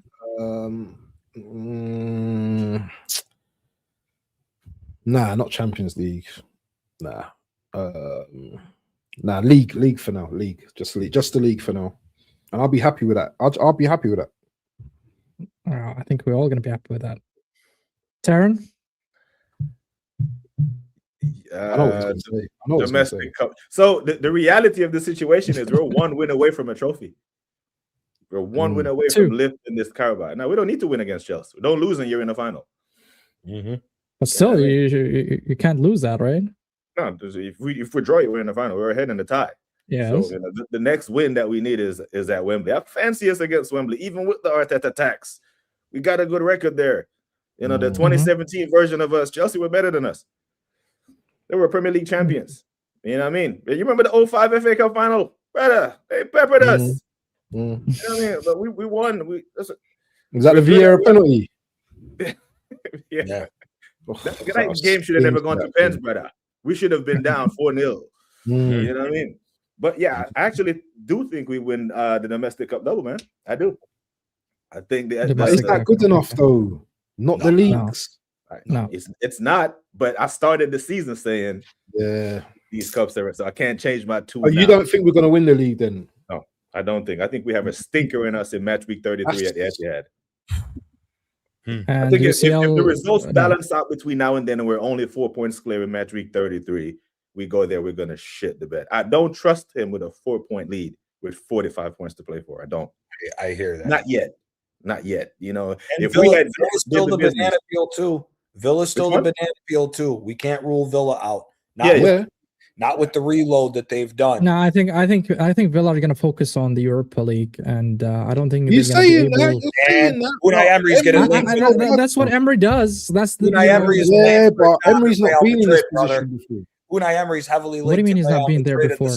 He's playing for he's not been in this position before in the Premier League, in third position, second, challenging for the league. He's never challenged for the league ever. Oh, okay, in the league, okay. The thing with Villa for me is they've already lost 5 games. I think they got 2 more losses in them. I don't think you can win the league with 7 losses. So that's I'm not saying they're going to win the league. Oh, okay. With the amount of draws that we showed that we could get last year, you don't know. As long as you don't know. You know the funny thing, BBK. Yeah, sorry. You know the funny thing. Just quickly. You know the funny thing with BBK. Funny thing, yeah, is that Villa look at us and they know that we can drop points. Yeah, they're probably looking at City more than us. Because they know that Arsenal can drop points. They've seen us bottle before. And so they're going to have belief if Arsenal there. It's City that's probably the ones that they're thinking, well, if City do a madness, we're not going to be able to catch them. The thing is, the reason why I don't trust Villa is because that's part of it. If they were ahead of City, I could hear them. But City don't choke away leads. If you're behind City at this point, you're going to finish behind them. But I don't think we win the Prem or the Champs. But the domestic cup doubles, I can believe in the party with both hands full. Little trophies, but you know what I'm saying? Nah, man, we can't celebrate at the end of the season with just 2 domestic cups. Those celebrations are going to be short-lived. They're going to be like half-an-hour celebrations. It is. There's no parade. There's no parade. Win the league over us, BBK, for the 3rd time. Are you crazy? Listen, I don't think I'll be doing YouTube no more, man. I won't be able to handle it. I'm telling you, I won't be able to handle it, bro. That pushed him to the edge, man. Arsenal Football Club can do us a huge solid and make match week 33 of little consequence as possible. If we go there and the gap is 7, cool. But if it's 4, you're gonna lose. And it's 4 right now. So even if we win there and the results balance out and it's a 4-point lead going into match week 33. We're down 1-0 coming off the coach because Mikel I just don't trust him. Think he's gonna do. You might even see Marino back in midfield. You might see the 3 fridges thing where he did at Anfield. After what happened in Manchester United, he better never do that bullshit. If I see him being timid in match week 9 at the Stadium of Light, I don't trust you to be brave in match week 33 away at City. You know what I mean? That's crazy mentality there as well. Villa end the season playing each other. We can't fall into a position where we don't matter, and that's the game for the season as well. That's the even bigger worry. If we screw up and we go on a run like what it was where we went 1-7, or the Porto or the Aston Villa Porto West Ham week, we go on a run like that to where now the Villa and City game, whoever wins that is the champion, and we're not even a factor. It's even more of a damnation on the coach for that to happen. But no, I hear that. Yeah. Well, for me, guys, I think, look, the league as things stands, I think it's 50-50, and I think if we drop points to any team, it's done, because I believe 4 points, 4 points is not enough, bro, before we go to him. Because I'm look, the City one, I'm giving those 3 points to City. I'm just telling you from now. I'm giving those 3 points to So City. Right. so 4 points. Say we lost, Yeah. and So it's 1 point. And So it's 1 point. yeah? You Right. still don't 4 feel we games can left. win games. With 4 games left. I think we can win games, but look, City will win. the last City have to go to Anfield as well next week. I understand that. I'm saying currently, as we speak. I mean, tomorrow and after tomorrow, maybe they lose, and I change my mind, you know. But as things stand, I think if we lose any point, literally any point, The thing is, and then though, sorry, Sammy, the games where I think we're going to drop points is Chelsea and Newcastle. Between those two teams, that's what I'm Because saying. they're We still back-to-back have. games, innit? We have also, you know, don't forget we have the UCL, we have the FA Cup, and we're you know, it's gonna be hard for Arteta to juggle between those, man. I'd also You be know? worried about some of the. and we got the bottom feeders. massive squad though, and we got a massive. I'd also be worried about some of them bottom feeders because now you're talking about relegation time. We Yeah, don't know, man. we don't know who's going to be in that scenario and who's man, because West Ham's one of our last 3 games. We don't know what the situation is with them. And here we're talking about it right now. Leeds, if we don't show up against Leeds, could slap us up this weekend. And if we're dropping points to Leeds, what's to say we're not going to drop points to some of these bottom feeders who are going to be fighting for their life? You never see City talking like this going into like, you know, the last 10 games. Never hear City when you even when they were trying to win their first league, even when they were trying to win their first Premier League. But here's the thing about City though. City this season, and I've said this, Waffle, since the first time you had me on the show, I said this. This isn't the same City team. That's why we need to take the initiative. I'm sorry. This season alone should show why City fans should be kissing the ground that Gundogan and De Bruyne walk across. Because if De Bruyne and Gundogan were what they were 2 years ago on the City team, it's even more of a foregone conclusion for me that we're not winning. Because how many games have we seen throughout the years, those two pull out an insane assist or a goal in the dying minutes that see City's They're clutch. They don't have that with this team. They don't. And that's what Julián, and that's why I'm banking on the other 50%. Is I don't believe City is the City as before, and I think if they continue dropping points and we do win, I think we're gonna win the league. But that's why it's even more of a problem. But that's why I'm saying, to like what we said with the problem scoring goals. That's the bigger reason for us that we need to straighten out this goal scoring fast, because they don't have it. They just don't have it. Look, we've managed to drop points and not gain that much ground on City while Haaland's in a goal scoring drought. That's a problem. Because if Haaland catches fire again, now we got an even bigger problem. So at the end of the day, that's where the issue comes in, is we just got to go start scoring goals and let the handbrake off for that. Because we control our own destiny. And like with Taryn and Waffle and like what you said, that's where the scary part is. Every time we control our own destiny and that pressure gets to us, we fold. And it's even less of an excuse. And it's even less of an excuse this year for us to fold, because City is not that team. Villa, and let's just, for one quick thing about Villa, if PSR doesn't stop Villa from buying players, Villa might be the team that's actually winning the league at this point. Come on, stop it, man. Stop it, Julián. I'm not gonna entertain that, bro. Come on, bro. I'm not giving that to Villa. Man, come on, rule that out, brother. You can't rule that out. The one player they bought was Guessand, and he's trash. I don't know what Villa is doing right now. To send Marlon and buy Tammy Abraham is like, I don't know what, brother. And they got who's they got that guy? It's not even a promotion. Who's the centre mid that they brought back in? Diego, what's his name? Douglas Luiz. Diego. Then they let Rashford go. They bring in Sancho. They let Duran go. It's just something. It must be the PSR thing, because what they're doing is not me. It's like Chelsea selling us Garnacho and go buy Gittins. You know, it's a side pass, maybe even a back pass. It's PSR because they're limited to how much they can spend. Remember, Trossard was supposed to go to Villa.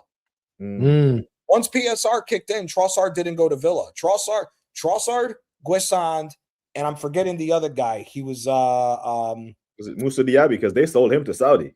No, Diaby they sold him to Saudi because of PSR. He's going to Inter now. No, who is Bailey's back as well. Who is the guy at Tottenham that Tottenham screwed up? The Argentinian. He went back to Spain.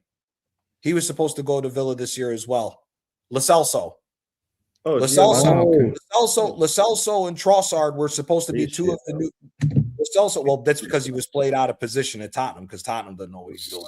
But Lo Celso and Trossard were supposed to go to Villa this year, and they both got stopped because PSR. Now, imagine Trossard's been our main goal scorer up until now, and imagine if he's not on the team with the problems we've had, and he's with Villa. Because the way Trossard can finish, if Trossard's starting up top, that game we won 4-1, where Watkins didn't know how to shoot the ball, we lose that game. But let's just be honest. Yeah.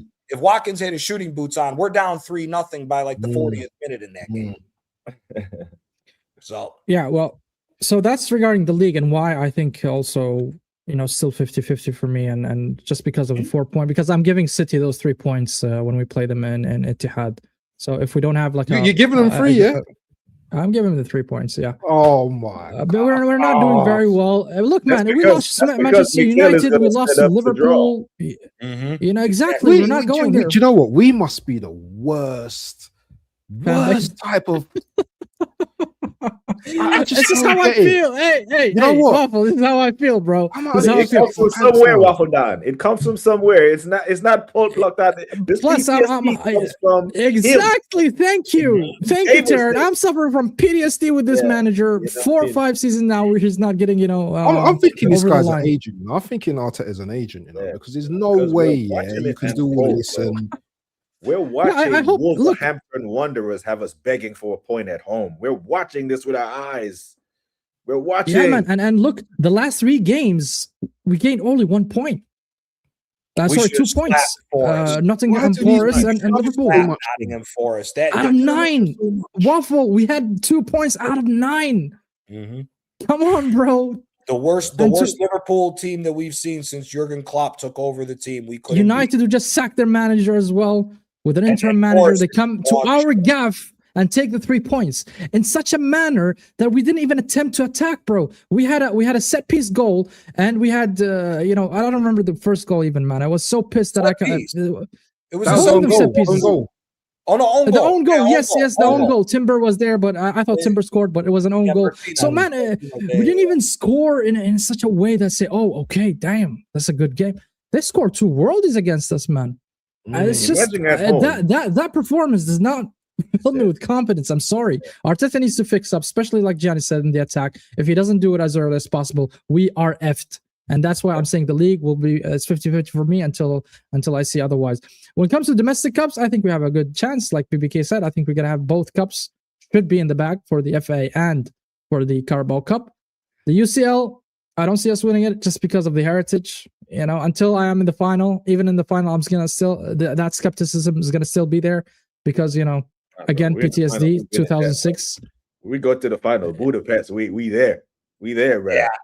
I'm gonna obviously I'm gonna support my team to win it, but I cannot say with confidence that we will. From America, I'm outside. I was ready to book for Munich last year. I had Expedia open, brother. We there. We're winning that. We get the we're there until Zubi gives them a gift, yeah? See what I'm talking about? This is what I'm talking about, Waffle Don. This is what I'm talking about. And unfortunately, we haven't gone over the line, and I'm sad about it. As much as I want my team to win, and I'm sure all 4 of us want our team to win. We want to see them with silverware. We want to see them carrying the trophy, and write their names in gold. And that's ultimately what every fan does. But Arteta, sorry, FA Cup in 6 years, that's just not good enough, bro. It's not, man. Arsene Wenger had, the worst season, and still he can get an FA Cup. We're having the best seasons out there, and we're not getting anything. Right. So it's just jarring to watch, and it's upsetting to watch. And that's it, man. Any final words, guys, before we wrap up? All the Raiders that I sent over here, y'all better sub to the channel. Let's get this man to 400. Where you at right now? Let's get this man to 400. Man, thanks for the raid, by the way. I appreciate it. I really appreciate it. You guys are free. I'm doing my first live stream at 9:00 UK time today. You're joking. Hey, I'm trying to man. Serious. Hey, man. We're there. Let us know. Yeah, send me the link in it. Send me the link. Got you. If I manage to finish the stream with the guys, then I'll jump in for sure. But guys, make sure to hit the like button. Make sure to subscribe to the channel if you're new, and also all the channels will be on the description. Make sure you go subscribe to them as well and show them support, because these are elite panelists right here, giving them your thoughts, their time, and yeah, man. on that note, guys, take care of yourself, stay safe wherever you are, and have a lovely, lovely evening. Peace. Peace. Peace.